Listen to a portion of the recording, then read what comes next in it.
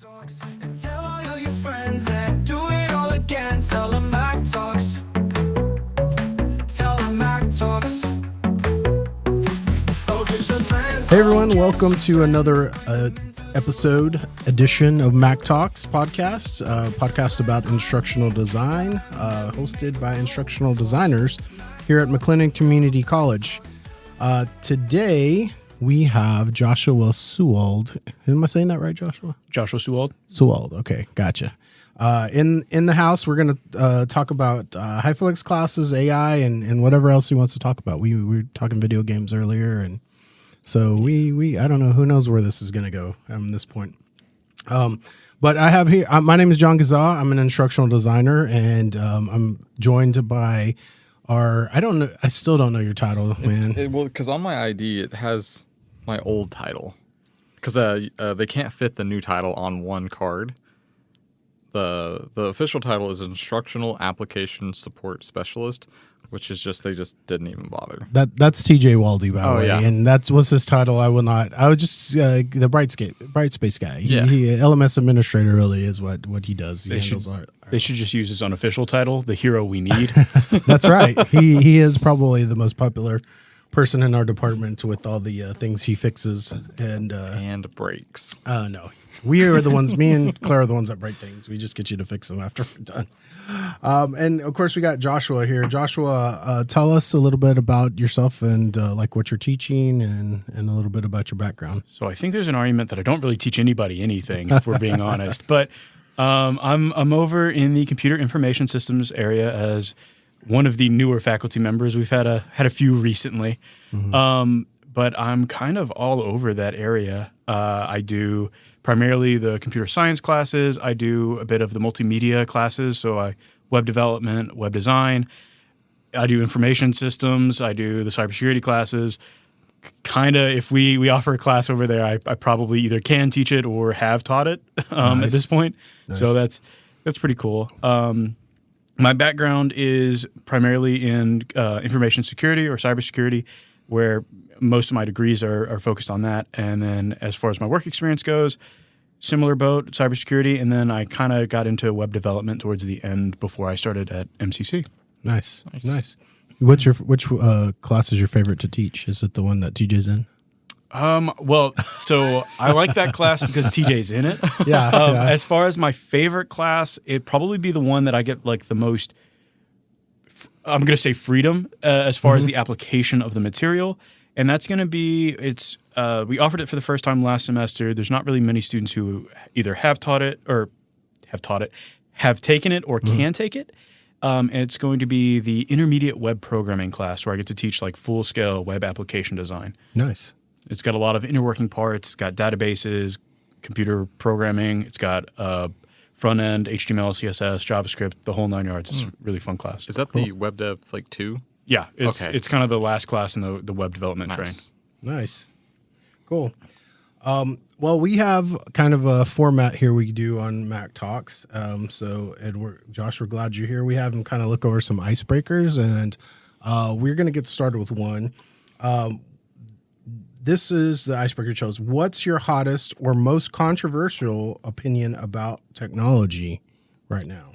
All right, so this is a bit of a spicy one because nobody really likes the fact they have to replace their technology, but planned obsolescence is technically good for technology. Oh, yeah. Okay. So explain planned obsolescence in case somebody doesn't know. So planned obsolescence is kind of a newer trend across a lot of industry where over time your either materials or product is planned to expire, so to speak. It's going to no longer work after a set amount of time.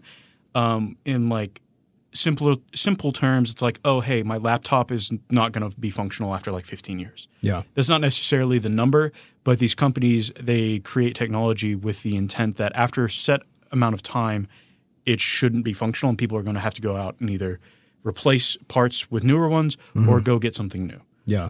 Is kind of the idea behind that.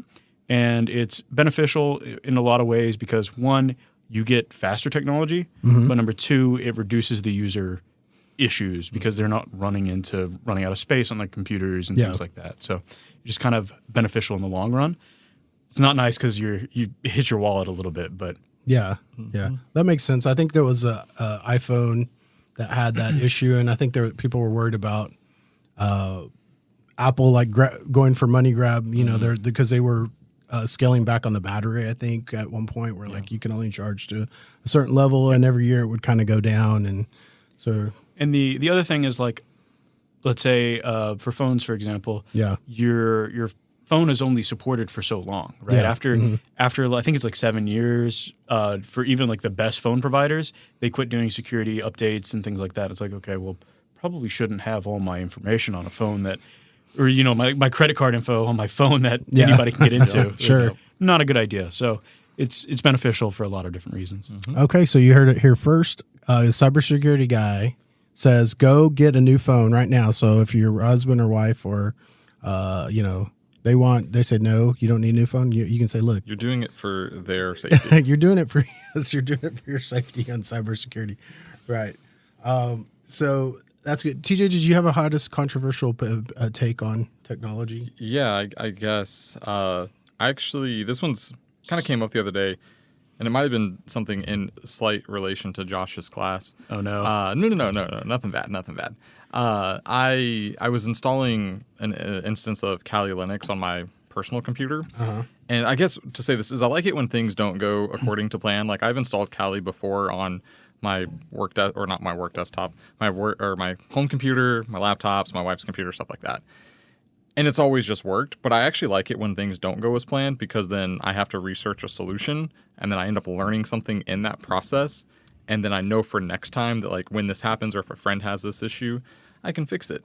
So I like it when things go wrong with technology. Yeah, when things break. Things break, because then I get to like figure out how it works. Yeah. And why it broke. Nice. So, okay. You might want to specify break within reason.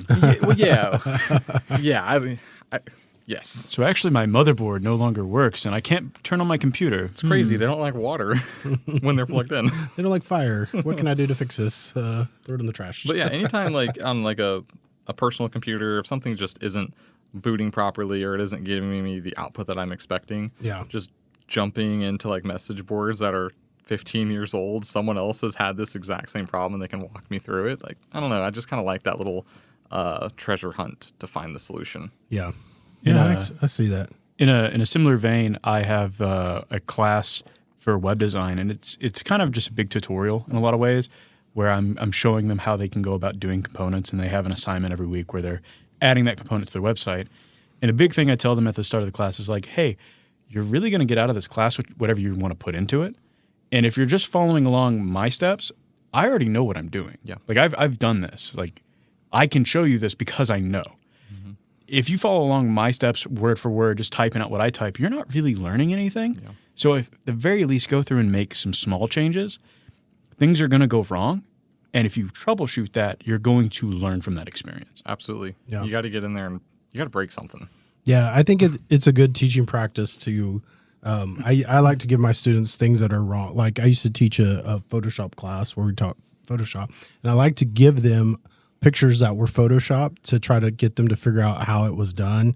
And sometimes they wouldn't get it, but it was just fun to have them kind of break it down and see that. So I think giving, looking at it from not this has to be perfect perspective, whereas I can look at it as what's broken, what's not right on this, and try to fix that. So I like that. I like that idea. Moving forward, we're getting into our content. So we asked Josh to come on to talk about a couple of things. We want to talk about HyFlex and want to talk about AI. You're on the AI task force with me, and you've contributed a lot of good stuff. So we'll get to that here in a second. But I do want to talk about HyFlex because it's something that's not really not a lot of instructors are teaching HyFlex modality. So there may be some instructors out there that are like, I'd like to, but I kind of don't know what goes into it, or I know there's a lot of work that goes into it. So give me just a quick overview of your thoughts on the HyFlex modality. And you can be honest and open. There's no judgments here. We want to know how you feel about the HyFlex modality. That's what he says until he uses like an AI voice module to like get it to say what I want. No. I think the high flex modality is really good in the classes where it makes sense. There are definitely classes that I think the high flex modality is not going to be as useful for. Sure. The more hands-on stuff you want to do in your class, the more difficult it becomes. For example, we have a hardware class over in the CIS department that is high flex right now, and any kind of labs and things like that, it's very difficult to portray that information to students who are not physically there. Yeah. Because they can't really get their hands on the computers and things like that. And it's you can't really assign that to them because it's like, okay, go buy all these computer parts to do that, right? It's very difficult in that aspect. But in other aspects, it provides space for our students to kind of adjust the class to their needs. We have a lot of students, especially over in our department, that we're finding who are working either part-time or full-time. They live an hour and a half away. Sometimes, family emergencies happen, all that other stuff. I've had some students email me this week about different family emergencies, and I can tell them, easily like, hey, check out the videos in the shell. Let me know if you have any questions. I'll see you back whenever you're ready for class. There are definitely other difficulties that come with that as well. Students are maybe not the most motivated all the time, of course. And so we have students who they take advantage of those high flex opportunities for the wrong reasons, and they just don't come to class because they don't want to come to class. Yeah. Whether that be Zoom or face to face. I think there's probably an argument that we could have a modality of just an online section that is synchronous with Zoom, and that could be beneficial as well. But that's an argument for a different day, right? Yeah. So, but it's been interesting seeing how students can take advantage of it in the right circumstances. I have students all the time who they're like traveling to work and they pop in to listen to my lecture while they're driving or whatever, like I'm a podcast, which is cool. Yeah. So that is cool. fun. Yeah. But I like high flex where it works, and where it doesn't work, it can definitely be very annoying or challenging. So Sure. that's kind of where my stance is. That makes sense. Yeah. And probably should have done this before I started this, just in case anybody doesn't know. High flex modality is one of the modalities we offer here, and it's allowing students to choose the online, in person, or via Zoom option to come to class. And it's their choice for every class period. So they could come on a Monday in person, and then Wednesday they could do it online, or they could do it via Zoom. So that's kind of the high flex modality. If you were wondering, if you didn't know. So you were talking about, it depends on the class, right? So what the classes you are teaching high flex, what are some of the challenges that you're seeing in those classes? Ooh, okay. So the hardware class is probably the primary example over in my area, where they have to have that hands-on aspect to really and truly grasp what they're learning. So how do we portray that?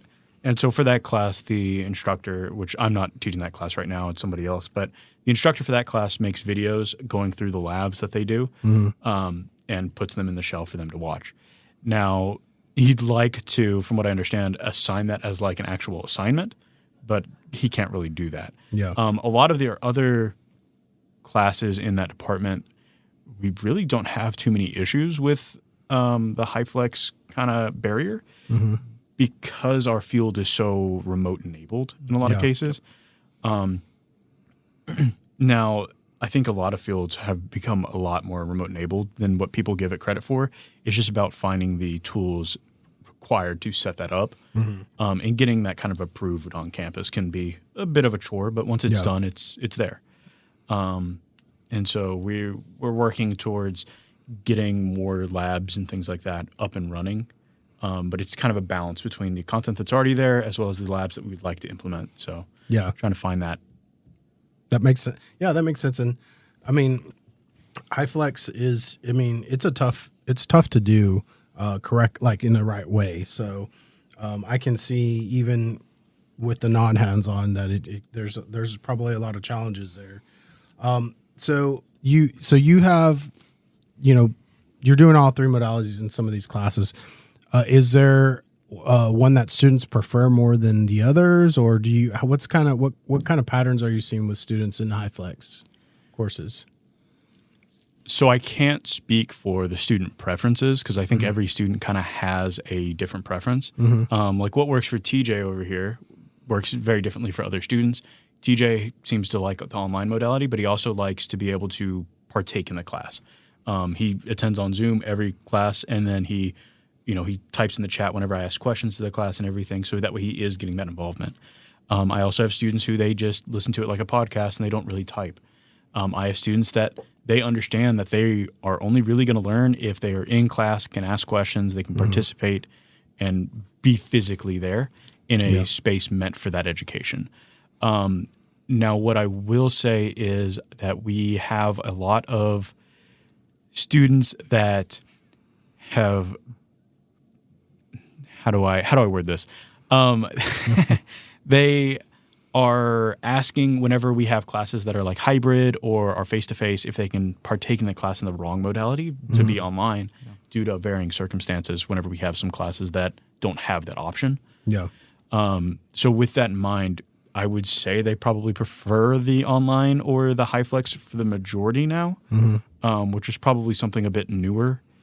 But we definitely still have a considerable amount who they come to class regardless. Yeah. So is there something you talk about or do at the beginning of your class that, because I know some students are like, I just going to do online because that's easier. There's some that feel, but you as an instructor probably say, hey, these students really need to be in class.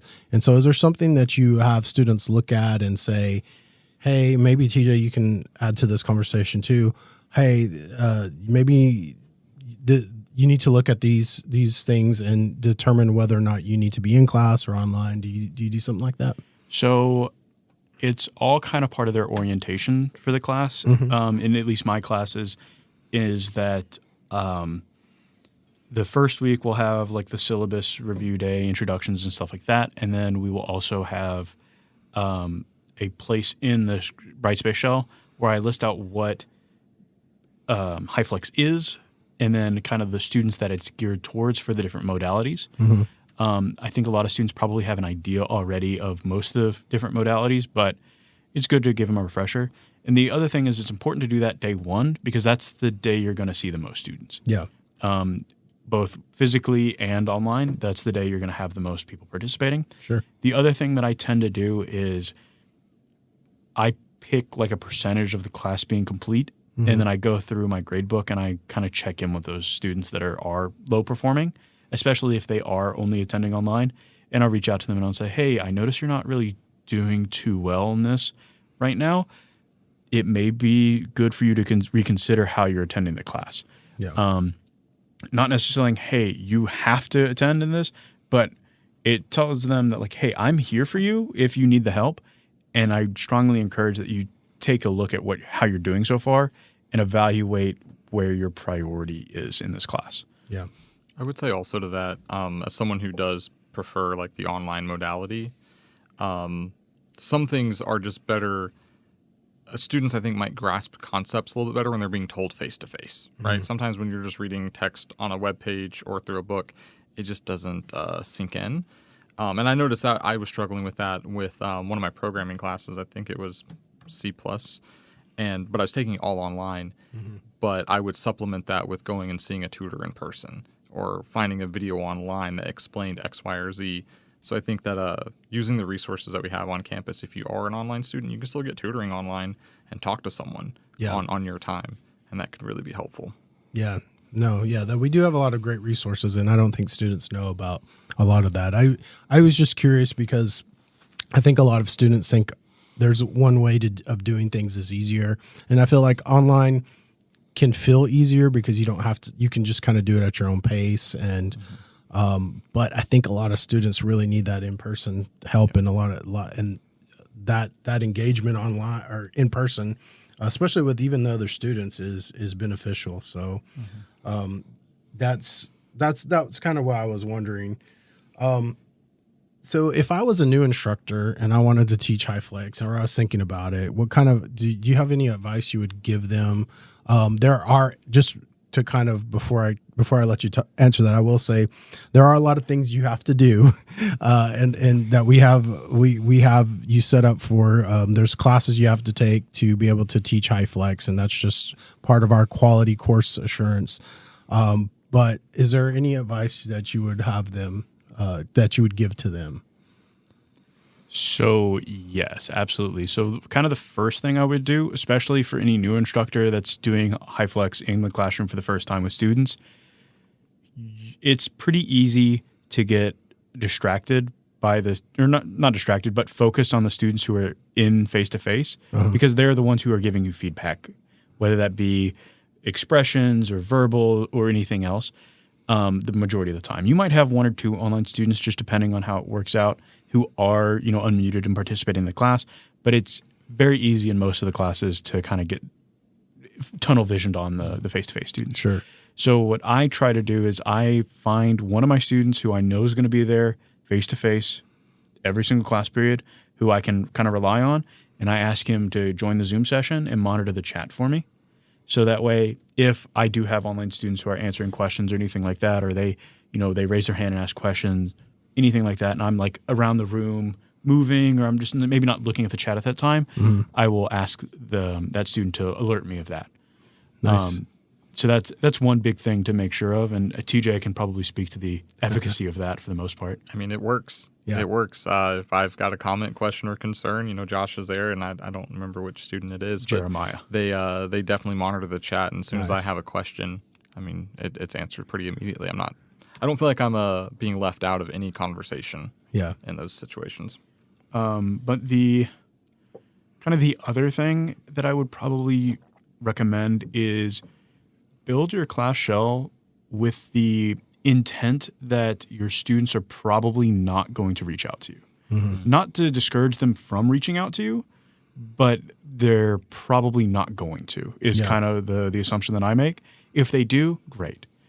But probably 9 times out of 10, they're not going to, or they're going to do so at the very last minute before an assignment's due. And at least for me, I assign all my due dates as Sunday at midnight. Yeah. I'm probably not up at 11:30 at night to answer questions in my email whenever I have to be on campus by 8:30, 9, whatever it might be, the next day for a lecture. So just kind of designing with that in mind, so that way it does reduce the amount of questions that they have to rely on you for, is probably one of the better things I would recommend. And if you're not sure about what that looks like, ask the instruction design team. They've always given me great advice. Or, if you have somebody in your department who's doing particularly well for online design, or, you just kind of need a second opinion, maybe ask your students. Yeah. They have a pretty good idea of what works for them and what doesn't whenever they take an online class. Most students now have taken probably at least one. I'm fortunately in a position where I've done most of my college online, so I tend to be that guy in my department where if they have questions about online, I get to answer those. So he's volunteering. So email Josh if you have a question about HyFlex.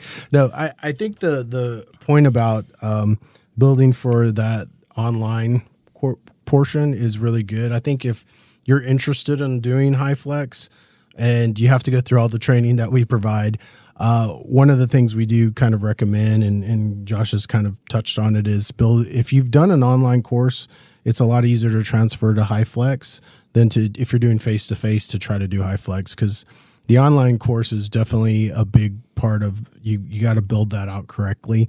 Face-to-face, you can kind of wing it sometimes. You can kind of, as long as you have an idea or a plan in mind, right? Your face-to-face students can use you and rely on you because they do have that direct interaction with you. And even your Zoom students to a degree can. Yeah. But the ones who are attending asynchronously, they really can't. Yeah. Unless they are going out of their way to email you, which again, the amount of emails I get from students in a semester is probably lower than it should be. Yeah. So I think that's everyone. Like all the classes I've adjuncted, I've had like maybe 2 students email me, and like they don't want to talk to the instructor at all when they're taking online classes. So I did have a question about HyFlex, just because I'm not involved in that process from the instructional design or the instructor side of things. I know that we offer like training for faculty on that, but it seems like it can be a pretty intimidating endeavor to jump into the world of HyFlex. do we offer, like within that training, is there the option for an instructor to shadow another instructor who's done this so they can see like what it looks like live and in person? No, there's not right now, but that's a great idea that I think we can look at and see. It's just that there's just hardly anybody teaching HighFlex. I mean, there's probably maybe 6 to 8 people on campus that are doing HighFlex classes. And I'm not calling anyone out. Josh, you're doing it exactly the way you need to be. But there are some people not doing it the correct way. So yeah, you just have to when you take the class, that's something we can talk about. And if you're out there and you want to take the class, so I was going to say, way to call up my department there. it's not just your department. There's several other departments doing HighFlex, and so I just, but yeah, it's definitely a hard. The class you take, which is one of the first ones you take, is HighFlex. It's fundamentals, and it's like teaching online fundamentals. It is a intensive class. You do have to learn a lot, and then there's other things, but it's supposed to mimic the intensity of building a HighFlex class and teaching a HighFlex class. So, and it's only 4 weeks long. So it's a short piece of what you actually do for HighFlex. The other thing that I'd probably recommend any instructors who are new to trying to teach HighFlex do is, if you have never taken an online class before, take one on campus that you're interested in. I know it can be a lot of work, but there's a lot that goes into an online class, and people get away with quite a bit for their online shells, which is just understandable. But if you haven't taken one in a while, it's easy to miss the things that kind of make the difference. Yeah, I agree. Yeah. Taking an online class is definitely, you get to see some of the things that go wrong, and some of the I think you can think about, from if you're seeing it from a student's perspective, how you can make things better. So I think it's a great idea. Okay, so we talked a lot about HighFlex, but I think the hot topic right now on everyone's list, and I've been attending a digital learning summit by the coordinating board. It's going on today and tomorrow, and it's all about AI. Like, most of it is about AI. So tell me, Josh, your experience, especially on the computer science, because I know that a lot of the AI now, especially like ChatGPT and Claude, have all these coding built into, like, you can see what the code's doing. So tell me what your thoughts are on AI, and maybe how you're looking at it as an instructor. The world's ending. We're all losing our jobs. It's happening tomorrow. It's all bad all the time. No, AI is very exciting. It's definitely kind of the new frontier. Yeah. It's still very much unexplored as far as education goes, I think.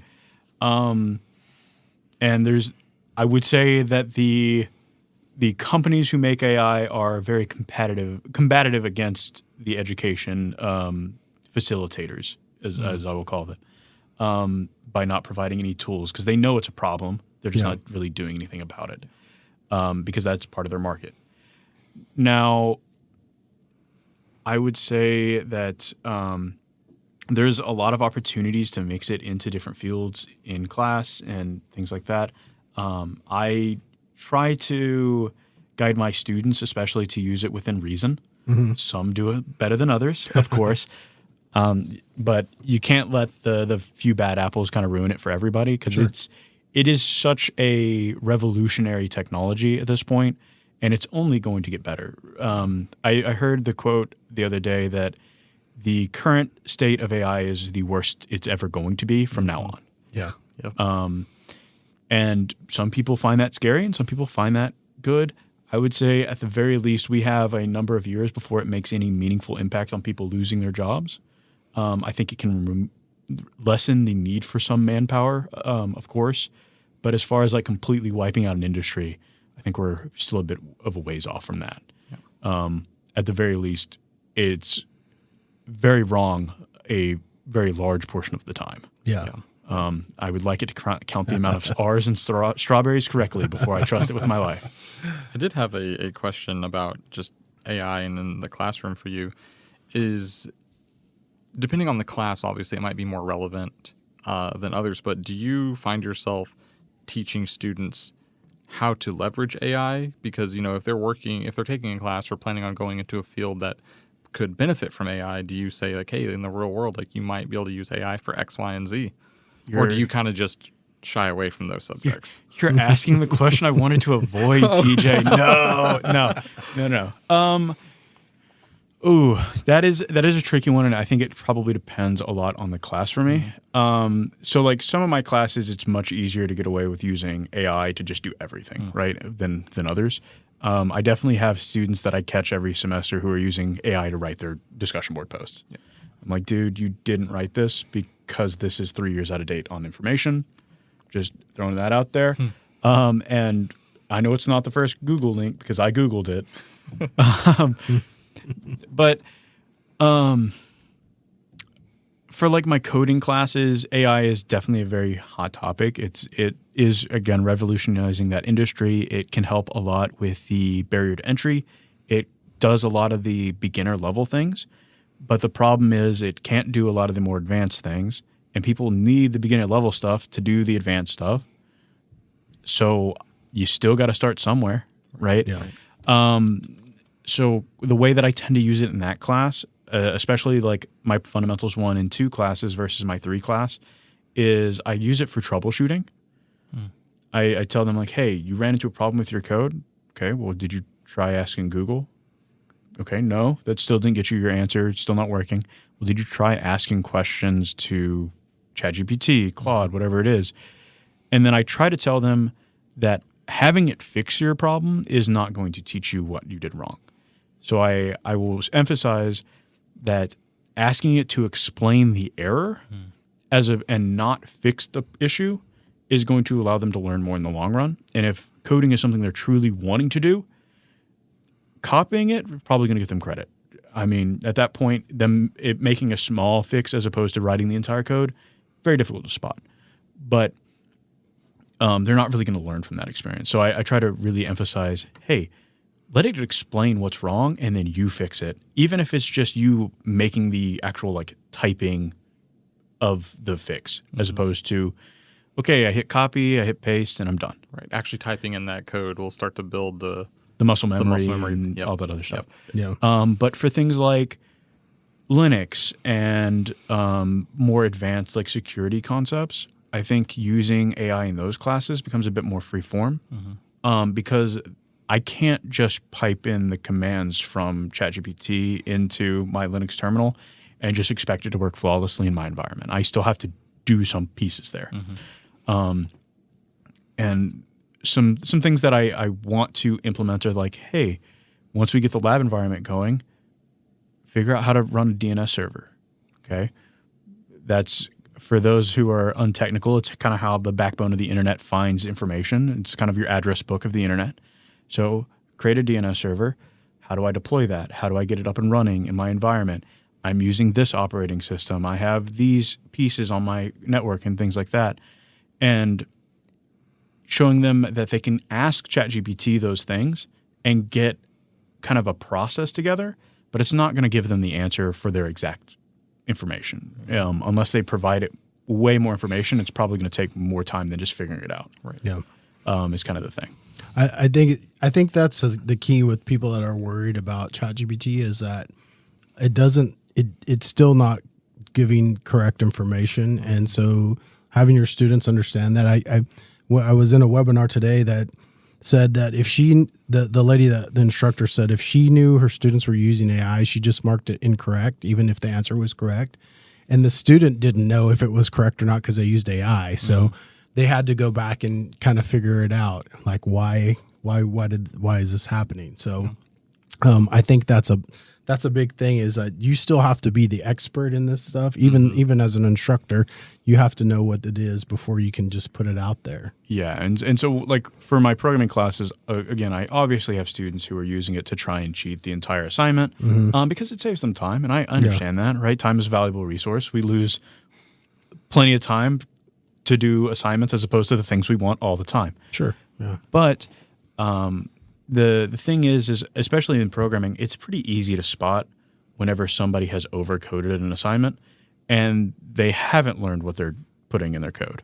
I can look at the book and go, hey, this is in like chapter 19. I know the students who have read ahead pretty easily. I can name the list off the top of my head. And all of those students can follow my one rule that I give them at the start of the semester is like, if you're going to use this tool and you are going to copy it, at the very least, be capable of explaining what it is you put in there that we haven't learned. Yeah. Right? The stuff that we have learned, I'm sure they can explain that. They can regurgitate the information I gave them, right? But the stuff we haven't learned, did you at least look it up? Yeah. Do you know what this is doing? And so that's the thing is like, if they can put comments in their code and add like information to just explain, hey, this function that we haven't learned or this library that we haven't learned is doing this. This is why I'm using it. I'll give them credit for that. It shows that they had an initiative to go and actually learn the information as opposed to copy it. Yeah. Yep. Yeah. Do you use any AI tools like to do not just with your students, but like to help you maybe be more efficient in creating content or creating your class or do anything like that? Absolutely not. That's the wrong answer. No. So it varies by the class, right? There's classes where it works wonders and there's classes where it works less good. Yeah. So one big spot that I kind of use it is discussion boards. Not to respond to students because I want to respond to students myself, but to create the topics that my students are responding to. It's very easy to not pay attention to your industry and kind of fall behind in a lot of cases. Using AI allows you to do a lot of research very quickly and stay at least somewhat caught up. Yeah. And so I can ask it like, hey, what are some of the hot topics? Can you help me write a discussion board prompt on this? What are some leading questions that I can ask my students that would either allow them to learn more from it, to just kind of do research and things like that. So, for example, TJ's class in a few weeks is going to have a discussion board to talk about the privacy concerns behind biometric authentication. I mentioned it in class the other day, but I actually used AI to help me write that prompt. Nice. And realistically, the one thing that you have to do is one, tell it what topic you want to write about, and you can kind of play with it to get it to give you that information as well, but give it that information and then provide it kind of a loose format of what you're wanting. Yeah. So for me, I tend to stick to the format of, hey, give them an introduction at the top that's about a paragraph, and then give them like 4 or 5 questions. Sometimes I'll specify some questions that I might want it to ask. So like for the biometrics, I might specify, hey, what biometrics do you think are problematic? Do you think like the thumbprint is problematic? What about the facial recognition, iris scanning, all those other things? And people probably don't even think about those whenever they think about it because they use it all the time for their phones and anything else. Yeah. But it's like, okay, should my company have that? Because technically that is my medical data. That is my thumbprint is something that my doctor would have to sign like a FERPA or not FERPA? HIPAA release form. There we go. It's like FERPA. To obtain and then like dispose of properly. And there's a bunch of other rules, but like MCC, for example, could just say, hey, you're going to have to use your thumbprint to unlock the door to buildings now. And there's no like protections against you for that. You can't really say no because MCC is saying you're going to. Yeah. And that's kind of a hot topic, so to speak, in that industry. But sure. There were a bunch of other questions that it came up with, and I was like, oh, I wouldn't have even thought of that. Yeah. So I think that's a good balance of like using the AI to like just get the idea out there, right? And then the more impactful conversation between you and the students is happening not through AI, right? Like that's you going in there and responding and giving feedback and insight. And I think that's a good balance, at least from what I've noticed. And people aren't entirely relying on AI to do all of the discussion boards, because I know students might use AI to write their discussion response, but then you can definitely tell in a response to a response like that was clearly artificial intelligence. That says best regards. Yeah. That's AI. If there's any dashes, it's clear sign. There's bold bullet points. It's like nicely formatted. I'm like, that's suspicious.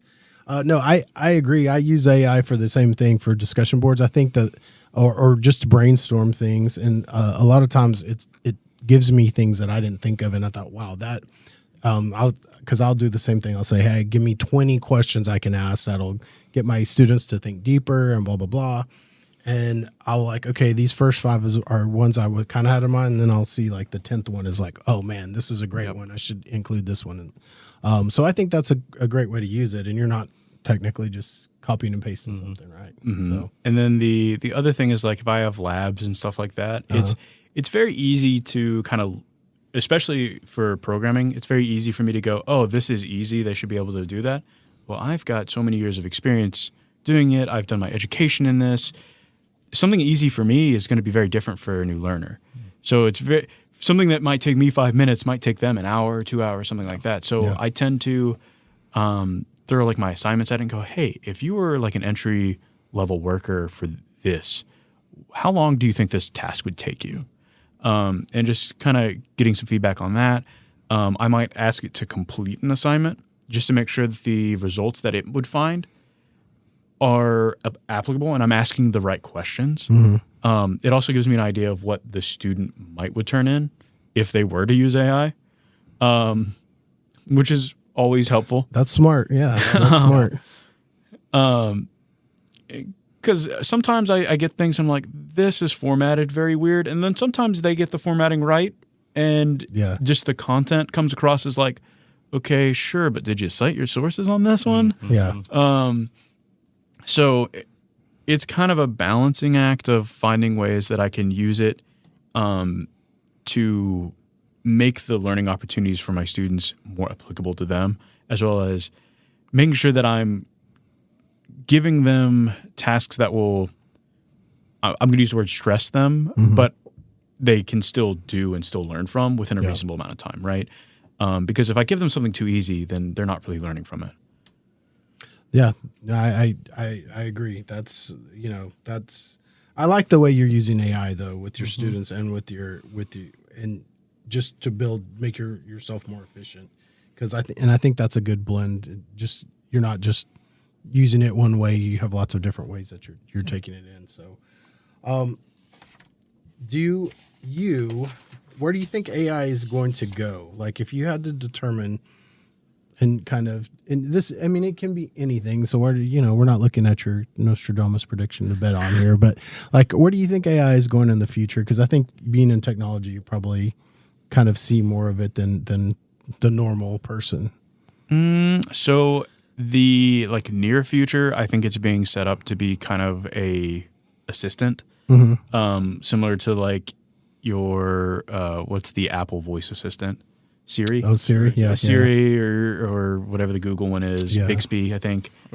I think, and the other thing that you'll notice is most of the front runners in AI development are those same companies. We have Google, Gemini. I think they're just using Siri for everything. I think that's their blanket thing.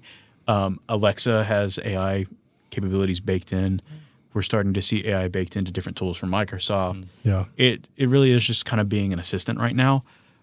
In the long term, I think that's kind of anybody's guess. Yeah. I think it's going to be used to automate like tedious tasks that require a lot of repetition that are not overly complex. Yeah. I think as soon as you start giving it more complex things, the more overhead you're going to have of like, hey, I need a human supervisor to make sure this is good. And we get into the dystopian territory of like, oh, the world's ending. AI's taking over my job. I can't put food on my table and all this other stuff. Well, somebody's got to maintain all the servers that are running this, right? It takes a lot of servers and energy to run AI. So maybe that's the human thing that's where the iRobot comes in. That's also running AI, and then they'll have another one, and they can clean each other. And it's a very meta. Maybe we just we do the oil changes on all these robots. It's like, I mean, haven't you seen WALL-E? Come on. Yeah, there you go. Well, Joshua, we are getting close to our time here. So is there anything else that did you want to plug anything in class? Like, hey, come take my class, or have you written any books or TV shows or? Have you written any TV shows? TV shows. So actually I wrote NCIS.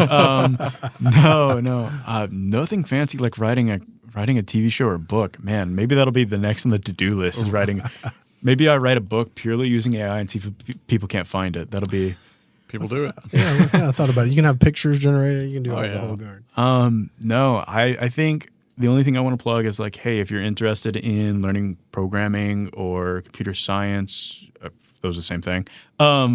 Information security, any of that stuff, come have a chat with me and see if that might be a path for you. Faculty members, if you're interested in learning about web design or anything like that, it's fun class to take. Yeah. We try to have fun where we can. I would say the other thing is I would really encourage, this is something I've been pushing over in our department a lot more, is getting your students involved in like competitions and stuff. It's been a slow grind, but we've slowly had more and more students want to participate, and then they'll hear about it afterwards and like, oh man, I wanted to participate. And I was like, okay, well, why didn't you tell me whenever I asked you? Yeah. And the funny thing about that is over time, that's kind of increased the amount of students coming to class, because the thing is, whenever you have opportunities, I mean, I don't want to exclude anybody from opportunities, but the students that you're going to think of are probably not going to be the online learners because you don't have that interaction with them as regularly, and it's hard to tell how engaged they are. Yeah. But the face-to-face learners, I get to see them every class. I get to know, like, hey, he's really investing himself on this. She's trying her best in this area. I want to reward that as much as I can. So let me ask them if they want to participate in this opportunity, which has caused more people to kind of engage. And even my online learners, it's caused them to kind of reach out and So ask you what they said can do. competition? Yeah, competitions, competitions, just kind of events in Yeah, general. just like gamify stuff and Yeah. in class. Capture and- the flag events. Things So like that. we've had capture the flag events. We've Yeah. had blue team events where they're doing the opposite of capture the flag. I think we're in the works of setting up like codeathons and gameathons in the near future. Yeah. We'll probably have some kind of web design version of that in the future as well. If Nice.